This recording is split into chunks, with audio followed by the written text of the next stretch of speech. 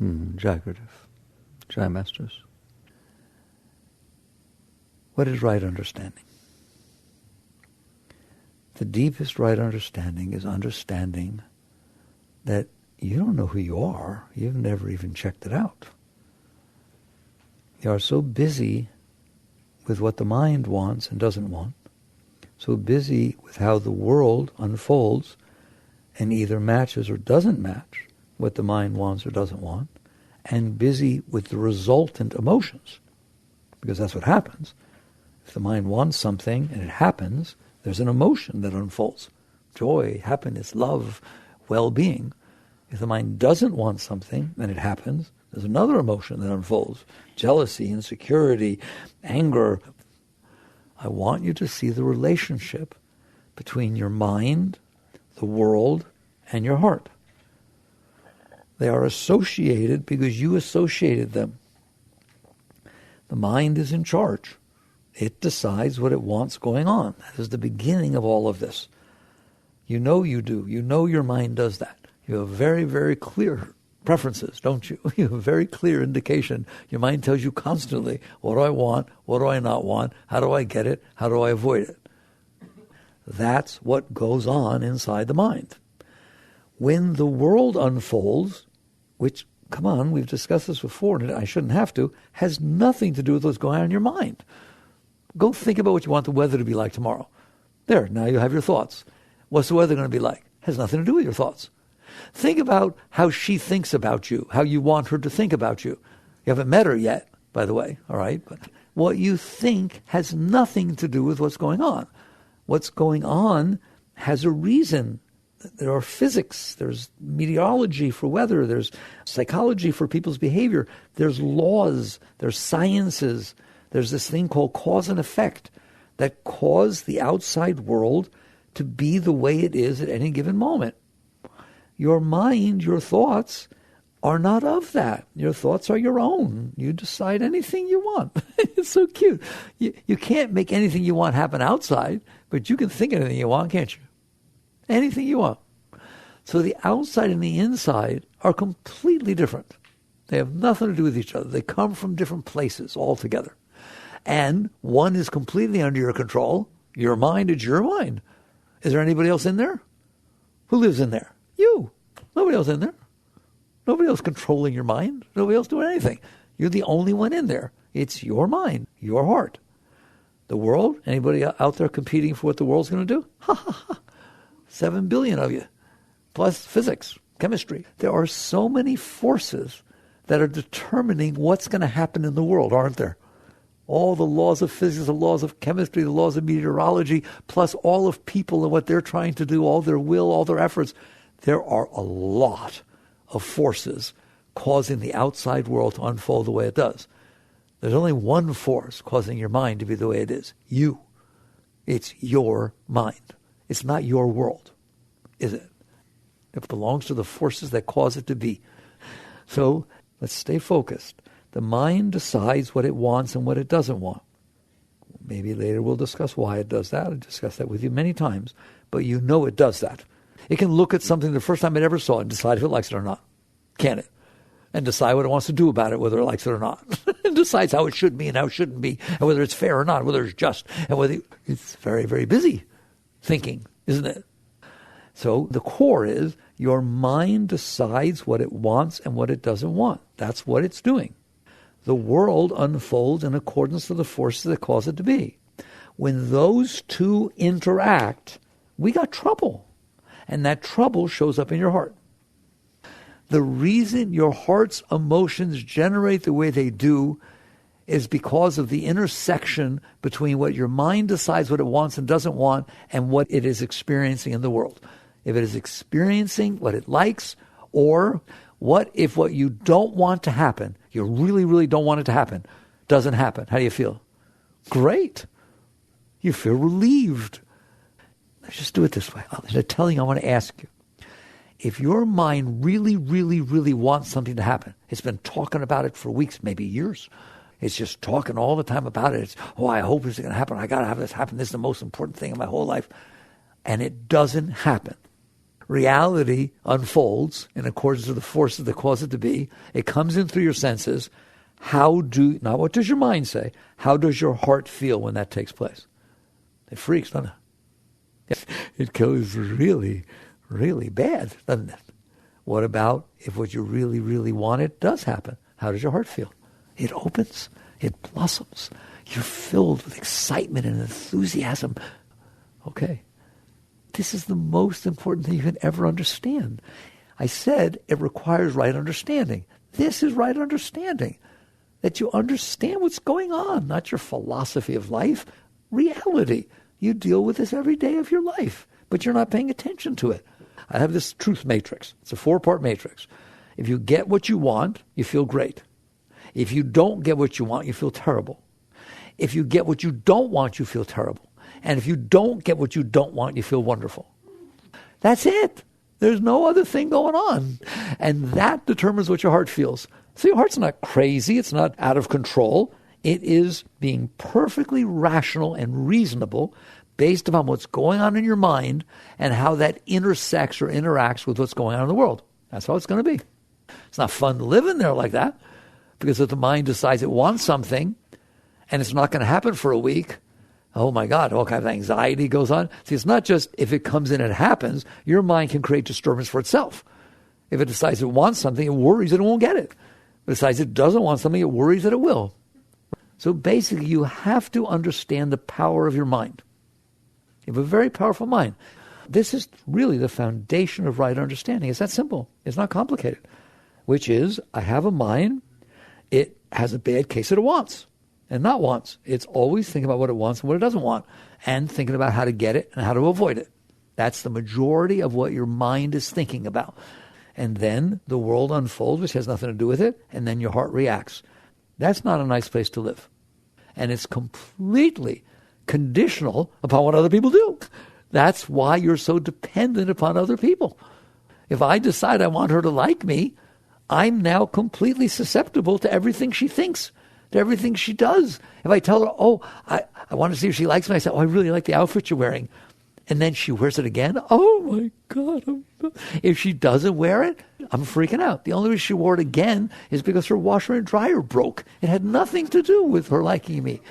But in my mind, I did that, didn't I? Come on, who's guilty? Okay, that's what you do. And then you're crazy. You go crazy in there. Why? Because you can't be okay. You can't win at that game. And that is the game you're playing. You are in a lose-lose situation. Why? You don't even know why your mind decides what it likes and what it doesn't like. You're just subject to suffering because of what it decides. You will have joy when the world unfolds the way your mind says it wants it to be. Look back at the times you had joy. It is because the world happened to unfold the way you wanted it to be. You got pregnant when you were young. You wanted to. You loved the person. You're ready to live together. It was a young love affair, okay? And so you're happy. What's wonderful. You couldn't even think about, oh my God, we're going to have a baby. This is so wonderful. It's a thing, right? Well, I don't want to talk about the other situation, but you know about it. That this happens, and it's the last thing in the world. You're not even like the person, and it just happened, and it was a mistake. And how you doing now? The exact same event unfolded outside, but your mind, how you wanted it to be, determined how you felt about it. So this is true of everything. Everything. Your mind decides how it wants things to be, and then the world unfolds, and then you pay the price. The best you can do in that situation is like playing craps. Law of odds. What is the probability that people will be the way I want them to be? What is the probability that people I like will like me? What is the probability that if I like somebody and I try to get them to like me, that I do the right thing and I don't get them all upset? That's the game you will play for the rest of your life. It's called suffering. You will suffer. And what's the probability that what I don't want to happen won't happen? I don't know. It's like there are a lot of different things can happen. And just because you don't want it doesn't mean it's not going to happen. Things happen, don't they? All right. So you lose. You lose. Because even the events it took me a long time to watch this. I watched it for a long time. Even the things that Mickey wants to happen and then do happen, in fact, the more he would have wanted it, And then it happens, the more he's afraid of it losing it. It's called need. What is need? What is need? How come you need one thing and he needs something totally different? How come you need something today and you die if it happened tomorrow? Your needs change all the time. Needs are not anything real. They come from this too. Do not believe your needs. Your physical needs, sure, you got to eat something. Okay, I think we're done with that. I'm telling you, your needs that are balking at you all the time, telling you I need this, I need that, and I want this, they're nothing. They're nothing. They're a problem. They're not a solution. Your needs are as follows. My mind has decided that I like something. Therefore, in order to be happy, I need it to happen. My mind has decided it doesn't like something. Therefore, for me to be okay, I need it to not happen. It's always the exact same thing. You just boil it down to right understanding, which is my mind decides what it likes and doesn't like, and then I suffer. Then I'm in trouble. Because the only way I can be okay is if the world unfolds that way. But my mind is so silly that it doesn't say, look, I'm causing trouble by deciding what I like or not like. It does the opposite. It says, now that I know what I like and what I don't like, I need to figure out how to get it. I need to figure out how to make it happen or make it not happen. Now you're double neurotic. I already had you suffering just because it liked something and it didn't happen. That's not good enough. Now I have to decide what I need to make happen in a world. I don't know whether you see it the way I do, but when I look at that world, I see about 700 billion zillion forces causing it to be the way it is. Not to mention, historically through time, determined why it's the way it is now. If your great-great-great-great-grandmother didn't meet your great-great-great-great-grandfather, you ain't here. That's true of everything. That's true of every single thing in creation. It has history. That history passed through time and space and created the moment in front of you. What is the probability you're going to determine what the moment does next? Slim to nil. I mean, there's just no answer to that. There's no way in the world that you are in charge of what's going to unfold next. The forces of creation are in charge of what's going to unfold next. So the world is going to unfold. The mind, if left to its own, thinks that the way to make yourself happy is to decide what it wants and decide what it doesn't want. That's what it does. It's not evil. It's actually trying to serve you. It's trying to say, oh, look at you. You're sad. You're messed up. I wonder what we could get that would make you happy. I wonder what we could get rid of that would make you feel better, right? It's trying to serve you. Fair enough? Okay, it's your best friend. Not, all right? So it's not your mind's fault. It's your fault. If your car goes off the road and starts hitting things, it's not the car's fault. It's you. You're the driver. Same thing with your mind. Your mind is doing what it's doing because you asked it to. The soul, the indwelling being, said to the mind, I'm not okay in here. What needs to happen? You need to get married. You need to get divorced. You need to get married again. You don't ever get married again. I'm so tired. You need to change schools, change your major. You need to change your hair. You need to do something. That's what your mind does, isn't it? It's cute as a button. Not really, but it is, all right? So it's trying to tell you things that will make you happy. And it's trying to tell you things that you need to avoid that will make you not okay. That is what your mind is doing all the time, full time. When you can't sleep at night, sometimes you're restless and can't sleep at night. I want you to check out what your mind's telling you. It just won't turn off. It's just busy telling you all this stuff. So basically, the next layer of the mind says, now that I have decided, bless your soul, what it is that needs to happen in this world that I have no control over, in order for me to be okay, I have to decide how to make it happen. And now it gets really interesting. You get a plot and a plan and a strategy. Oh my God, now you're really thinking, now you're cooking, all right? Now the problem is, watch this. I'm not going to go too deep into this. I'm lonely. You're messed up. You don't feel good. So your mind says, you need a new relationship. This is just not working out for you. So you just need to break up with the person, but I don't want to hurt them. It's okay. And you start having a whole discussion, and your mind has a discussion with itself. That's what I think is so cute. Your mind has both sides of the discussion, right? No, but I don't want to hurt her. I really like him, and so on. I just feel I need more space, and I'm going, no, but come on, be kind. And think, oh my God, it's so cute.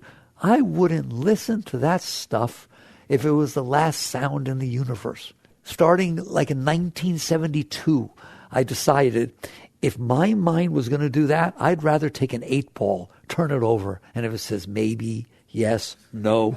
Listen to that. Then I would listen to that garbage going on inside my mind. It's very clear. Part of what we're going to talk about is right practice. Part of right practice is discipline. I am telling you, back that early in my life, when I was 22, 23 years old, I looked at that and said, does he know what to do? Well, obviously not. He's arguing with himself. And every time he decides something, he finds something wrong with it. So I just asked a very simple question. Okay, I'll listen to you. Do you have the answer? Give it to me. And he got quiet. Why? Because he doesn't have the answer. He just wants to think about it. He wants to think about it because he's not comfortable not having the answer. And if he thinks about it, it's better than nothing. And just be completely neurotic. So I got strict and I told him, you can talk. You can talk all you want. I'll listen to what you have to say if it is clear and that you are sure that this is the answer. If you're showing bifurcation, going back and forth, then you obviously don't have the answer, so there's no reason for me to listen to you. If you don't have the answer, you're not going to get there by being neurotic. All it does is make you more uncomfortable of not having the answer. So you start to look at the mind and realize what it's doing. It's not comfortable, you're not comfortable, the mind is trying to figure out a solution of what needs to happen for you to be okay, and then there's the part I like. So now you're not exactly sure what to do, so you come up with, I need a new relationship. Now what happens is the mind says, oh, I think that person's interesting. How do I get them interested in me? Notice now there's another problem. The problem was I was lonely. Now that problem blossomed into, how do I get that person to be interested in me? And then I decided if I pick her up with a Ferrari, back in high school and stuff, right? Or maybe even college. If I pick her up with a Ferrari, she'll be impressed and maybe she'll be interested in me. How do I get a Ferrari? That's why they say the mind multiplies like maggots. I had one problem. I'm lonely. Now I have 6,000 problems. What do I say to her when I pick her up? Do I ask her out again? Do I hold her hand? Do I kiss her goodnight? I got so many problems. It's unbelievable. All because I'm trying to solve the problem of I'm lonely, and I decided the answer is to have a relationship, and I decided that's the relationship. Now I have to decide how to do it. Now I have to make it happen. That was one thing that I had a problem with. Now it became hundreds. And it never ends. If I pick her up with a Ferrari and I get her interested in me, and she gets all googie-eyed and this and that, what do I pick her up with next time? Because I can't afford to rent the Ferrari again. It's like I got a problem now for the rest of my life. If you're doing anything to win somebody's affection or get somebody interested in you, you lose. Why? Because they're not interested in you. They're interested in the false facade you created to get them interested in you. And they may not know it, but you know it. And you will always be insecure in the relationship. Why? Because you're not real. You don't know how to act. You put a facade forward. And people do it all the time. All right? So all of this is showing you why we're not okay. And right understanding is to understand this. Are you willing to understand this? You can't win at the game of I'm not okay, mind, figure out how the world needs to be for me to be okay, and then figure out how to make it be that way. Look where it leads to. It's destructive to you. Because now not only do you have to try to make it happen, you have to worry that it won't. You have to think all the time how to make it happen. And plus you have to watch carefully. I once described to you the difference between seeing and looking. Seeing is what your eyes do. Is what your visual system does. There's objects out there, they come in, you see them. Looking is very different. Looking is I have a way I need it to be and don't want it to be, and et cetera, et cetera. And I'm checking out to see if it's going to be that way. I have motive. Do you understand that? Seeing has no motive. A camera doesn't, it just sees. But you look out through those eyes to see if you get what you want, don't you? See if she's talking to somebody a little too long. See if somebody's I don't even want to talk about it, right? Just pay attention. You are very carefully looking out through those eyes to make sure that what you want is starting to unfold and make sure what you don't want isn't, so that you can stay on top of it. Does anybody have control issues? That's like a joke. Do you know why you have control issues? Because what I just told you. It is because you've decided how you need it to be and don't want it to be. You need to control it to try and make it be that way. Why else are you controlling anything? How would you know how you want it to be? So you've done this. I'm going to, again, move on. This is right understanding. This is what I call right understanding. You understand that you live in there, and you have a mind that has done this, and you know you do. All right? And it's done it for a long time. It just keeps changing what it wants, doesn't it? When you were little, it didn't decide what it wants now. Last year, you maybe didn't decide what you want now. It just decides what it wants and what it doesn't want. And then it goes out there to try and make it happen, and you struggle and you suffer. It's unbelievable. Who else said this? Just so we understand, this is not New Age thinking. These are Buddhist teachings, right? All of life is suffering. That's first noble truth. Second noble truth, the cause of suffering is preference. The cause of suffering is desire. The cause of suffering is having a way you want it to be. The third Zen patriarch said, the cause of suffering is setting aside what you like from what you don't like. Everything we just talked about. But you understood it when I said it, didn't it? That is the cause of your anxiety, isn't it? People say, I'm so anxious. I have so much tension and stress. Of course you do. How could you not? You've made up a world inside your head, and you're fighting every moment of your life to try to make reality match what's going on inside your head. And you wonder why you have tension. That's why you have tension. That's why you have fear. That's why you have anxiety.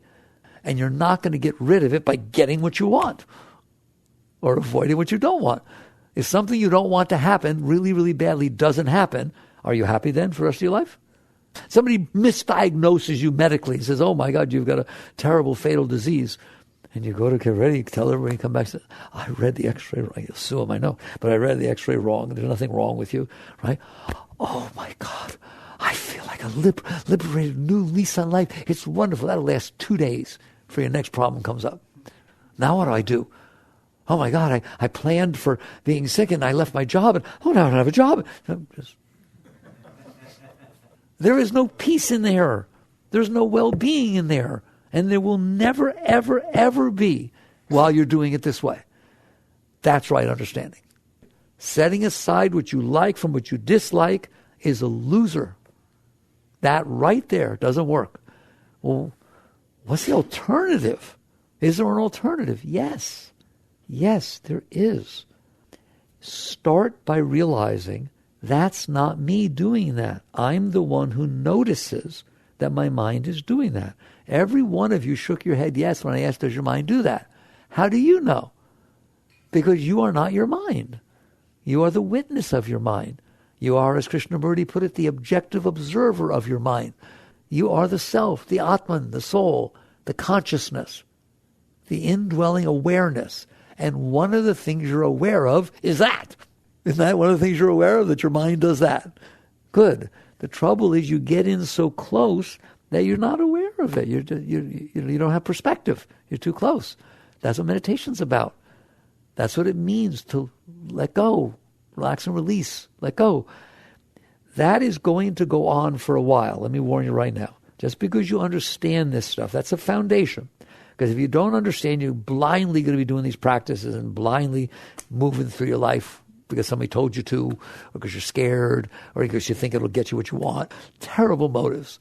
A much more meaningful motive is to sit there and say, I'm in here and my mind's broken. It's causing me a lot of trouble. Constantly telling me what it wants and what it doesn't want, and telling me, get up, go do it. And don't you dare do that. And then changing his mind again. That's no fun to live in there like that, is it? Good. I'm glad you understand. Because I'm telling you, you can get out. I am assuring you, you can get out. You do not have to live like that, period. But what it requires is for you to be willing to look at your mind and say, thank you, but no thank you. Don't yell at it. Don't beat on it. Don't try to make it shut up. Just look at it and say, oh, how kind of you to try to help me. All right? Okay? I just called you in to tell you you don't have to do this anymore. I can find my way. I'll be okay. You just calm down, relax. Don't worry about all the things that might happen that you don't want, and don't worry about how to get what you want. Ooh, it won't like that. It thinks that if it doesn't get what it wants, we're going to be terrible. Because it proved it. It's terrible when it doesn't get what it wants. You understand that? And it thinks that if something happens that it doesn't want, oh my God, hell's going to be on earth. It's going to fall apart. Because it makes it be that way. I told you, it makes your heart freak out. All you have to do is think of something happening you don't want, your heart freaks out. You know that. I'm telling you, you do not have to live like this. I don't want you to live like this. It can be beautiful inside, every moment of your life. Even when bad things happen, Yes, there's disturbance, but you're fine with that. Yes, there's these difficulties that are going on inside, but I'm not against that. Sometimes the heart hurts. Sometimes I go through some cleansing and the heart hurts. Somebody says something I misinterpreted, it disturbs the heart. And so you look at it and say, oh, that's sweet. I'm so glad I have a heart. I'm so glad I have a heart that can feel different things. Go for it. Do your thing. Have fun. It'll be gone tomorrow. Literally. I've watched things that were so big that people would say it would traumatize you for life pass in a day. In a day or two. The heart's all freaking out. Oh my God, the mind's making all this noise. Just relax, release, relax, release. And next thing you know, the storm passed by and you didn't make a mess. You can be fine in there because you are fine. You are the self, the Atman, the consciousness. You are noticing the mind doing this. You're noticing the heart doing what it does. So right understanding gives you the right to do the following. To see that the mind has a problem, and that problem is causing emotional disturbances and physiological disturbances and all kinds of things. And the solution, the mind thinks, is to be more assertive and forceful and to try to fight and make the world be the way it wants.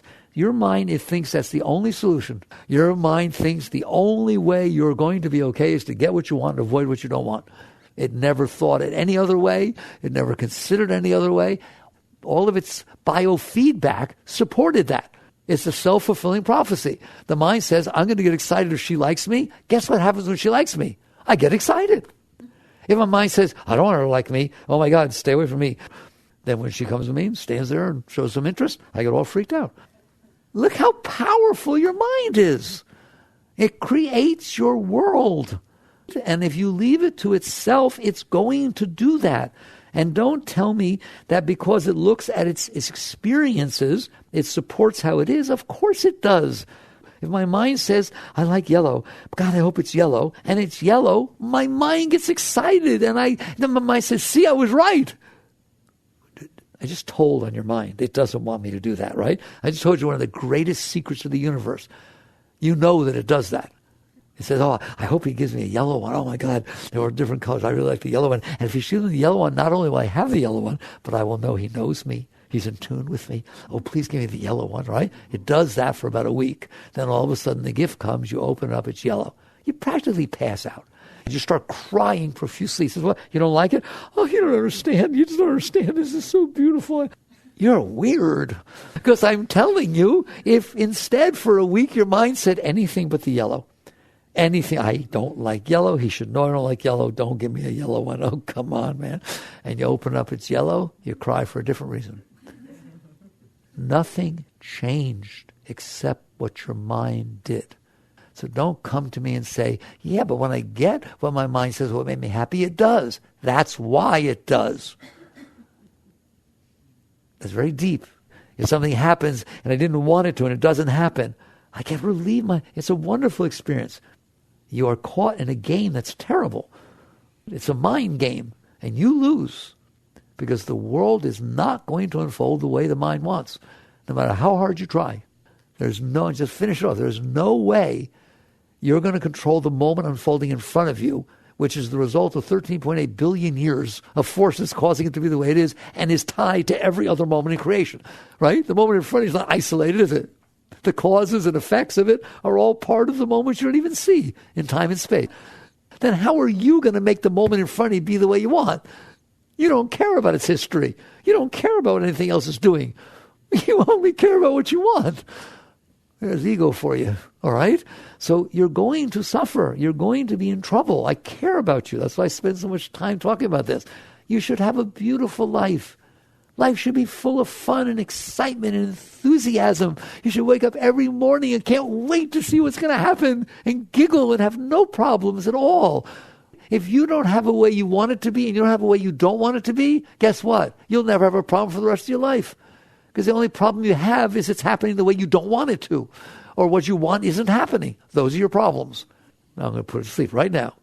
She wants something so bad, and she's wanted it for so long. And the problem of it happening is like nothing. I mean, it's like, oh my God, right? And it happens. You know what she calls it? A miracle. I swear she calls it a miracle. She says there's divine intervention. Oh my God, there is a God. Literally, I've seen people do that. There is a God. Well, I mean, what if there was no chance that this would happen? And I wanted it so bad. Not only is there a God, but he loves me. Wow, it's just a miracle. I've seen a miracle. Right? Now, she other ones that happen really, really bad. I mean, anything but this. And the probability of it happening, thank God, is slim to no. The probability, everyone's just saying, don't worry, that's not going to happen. It can't happen. So it takes 6,000 forces to come together exactly this perfect way for that to happen. You don't worry about it. And it happens. Is that a miracle? You call that a miracle. You don't call that a miracle. You call it a curse. He said, there is no God. Now there's no God. And if there is, he hates me. The funny part about this is it's not funny. You really do call that which you want to happen a miracle if it happens, and that which you don't want to happen, right, and it happens, you call it a curse. One's proof of God and one's proof of not God. No, they're both proof of your mind. They're proof of the power of your mind. Do you understand that?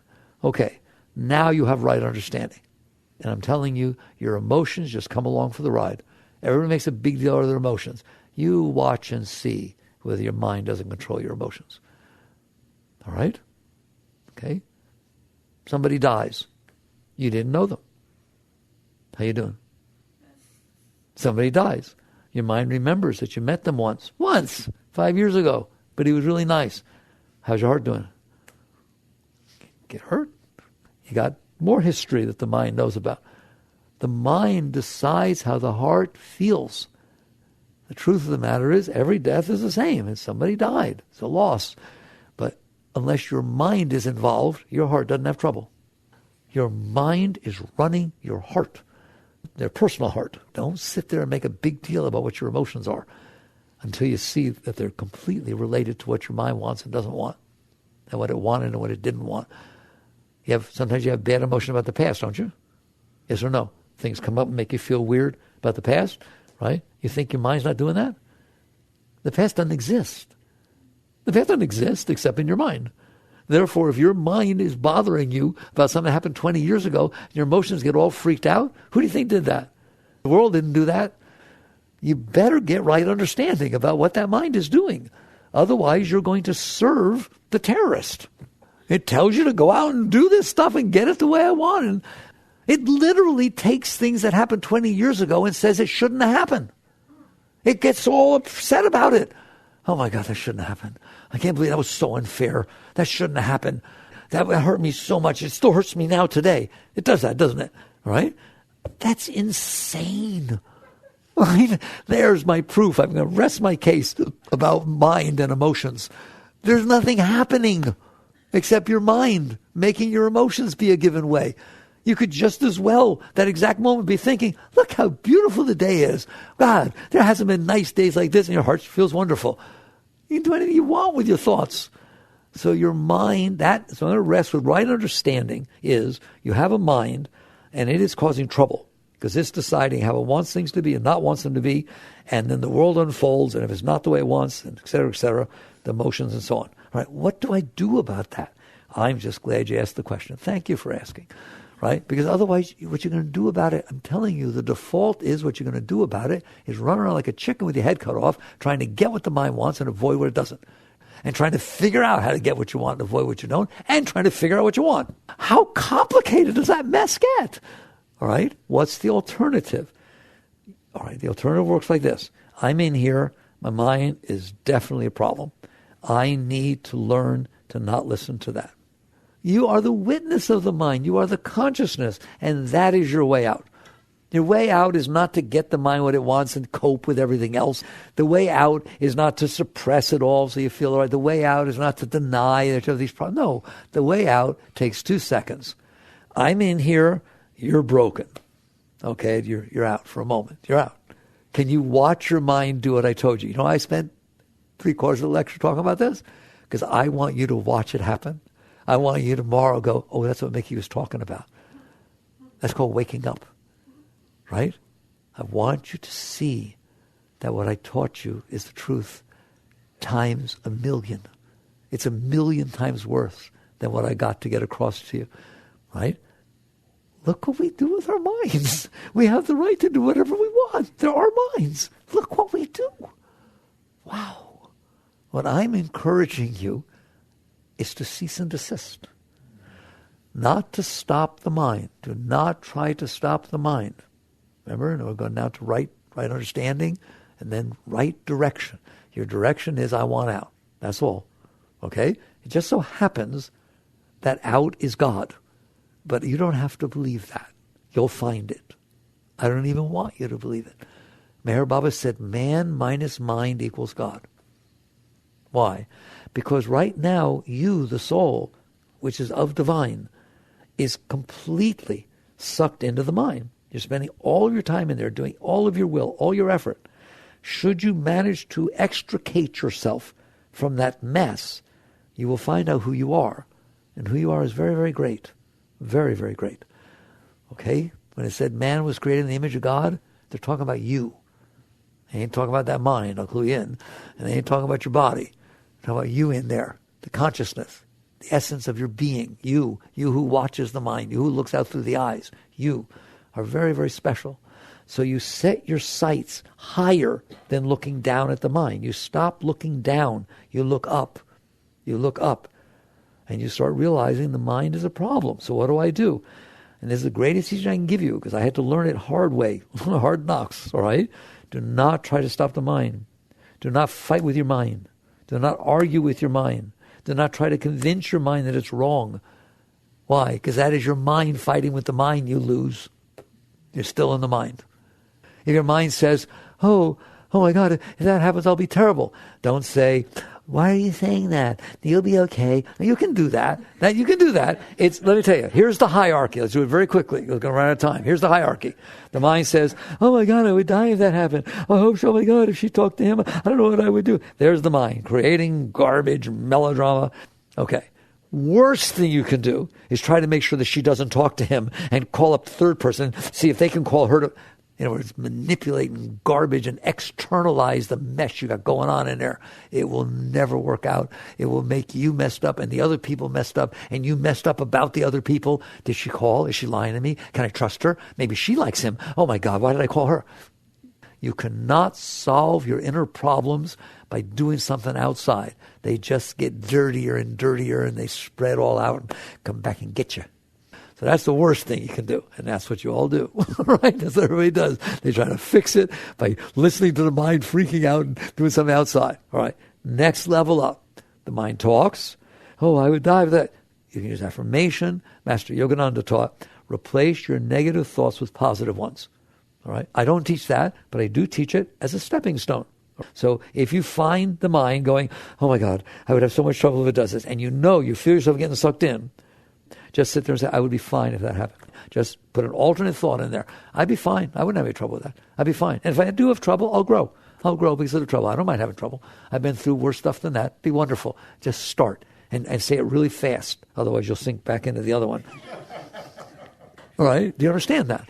That is a higher thing to do. The lowest thing you can do is let yourself be the mind. You're not the mind. You are the witness of the mind.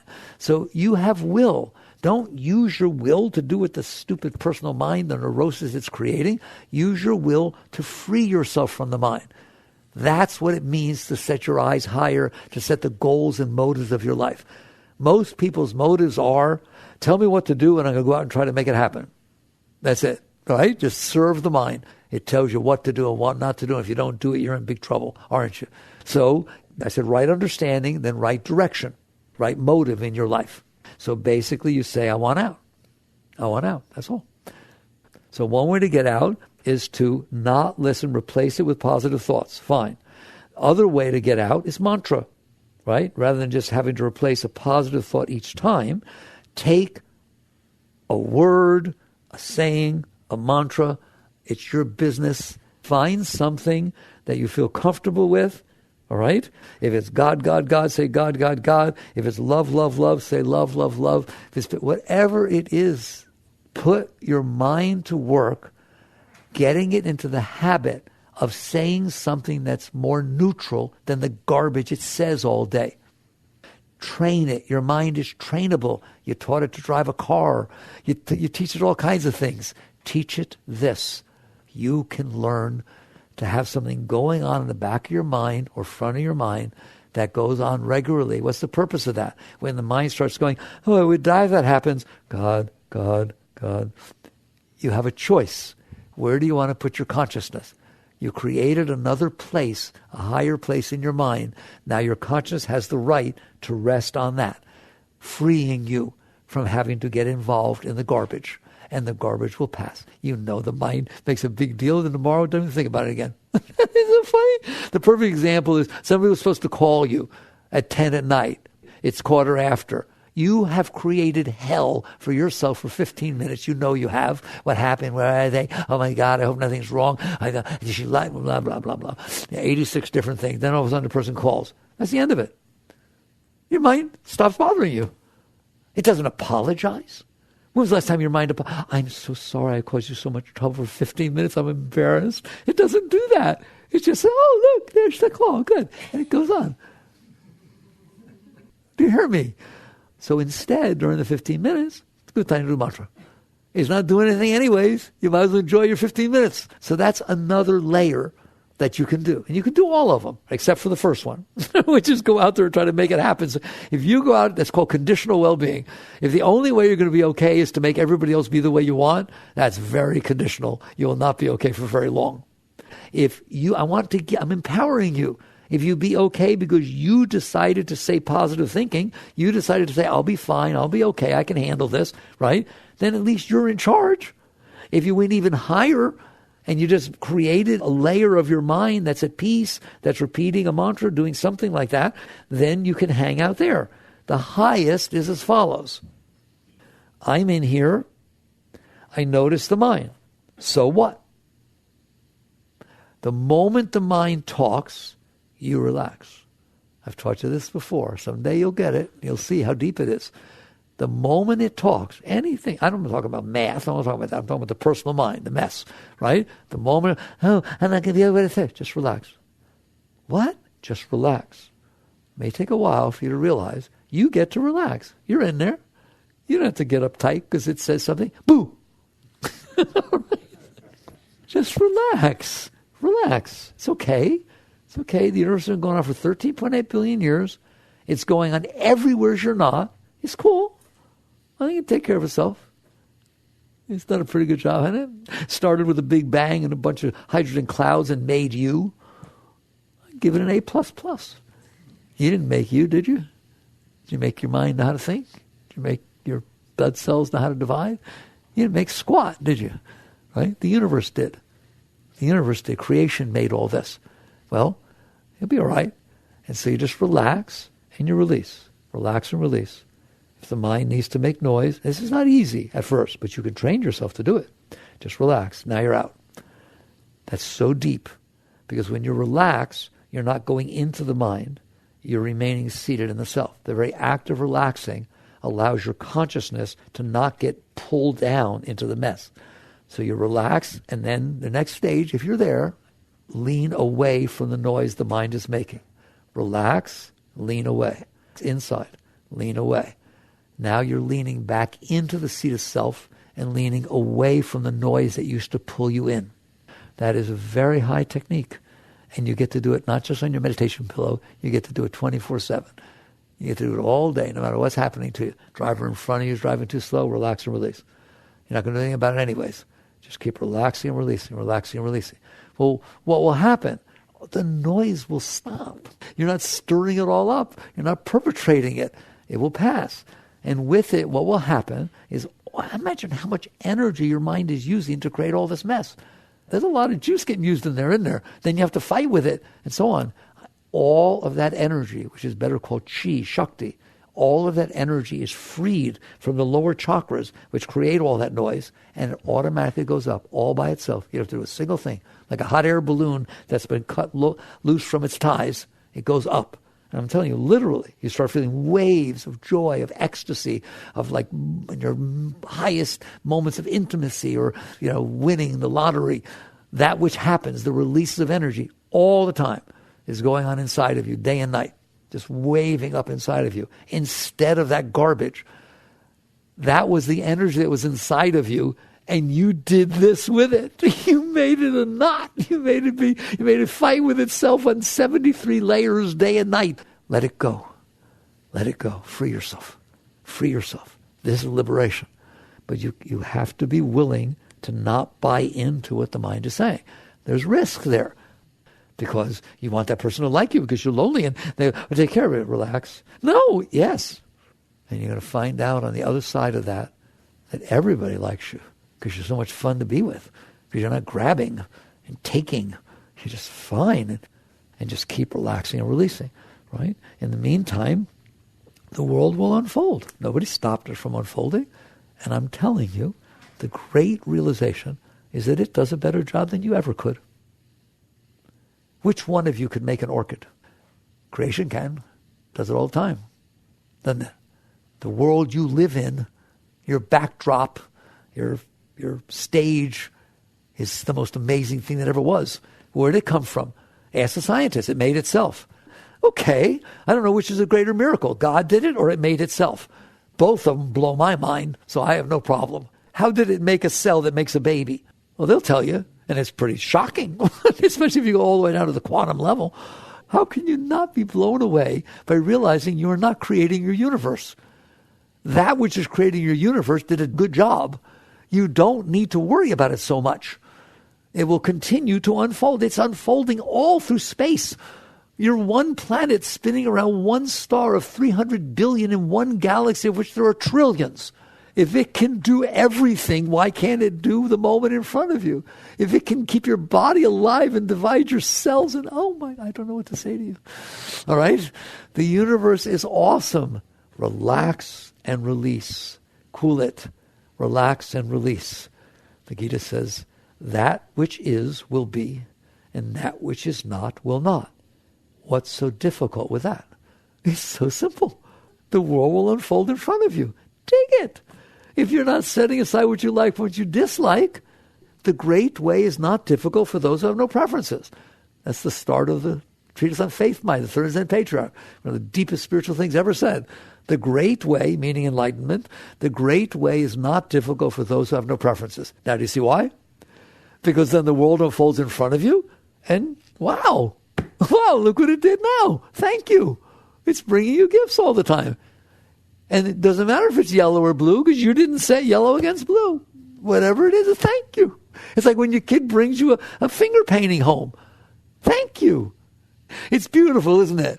It's really beautiful. Well, God created a moment in front of you. The universe took 13.8 billion years to bring the moment in front of you. It's just like that finger painting. Thank you. There's no preference. There's no good. There's no bad, no right, no wrong.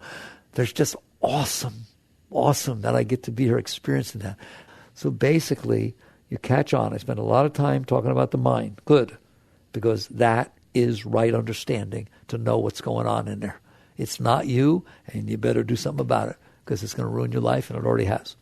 All right? You can stop it in a minute. Then your second is right understanding. Then right intention, right motive. Well, your motive is, I'm getting out of there. I'm going to get back to the seat of self. Right? And then what is your practice? I gave you layers of practice. Meditation, mantra. But the highest thing is every moment, let go of him.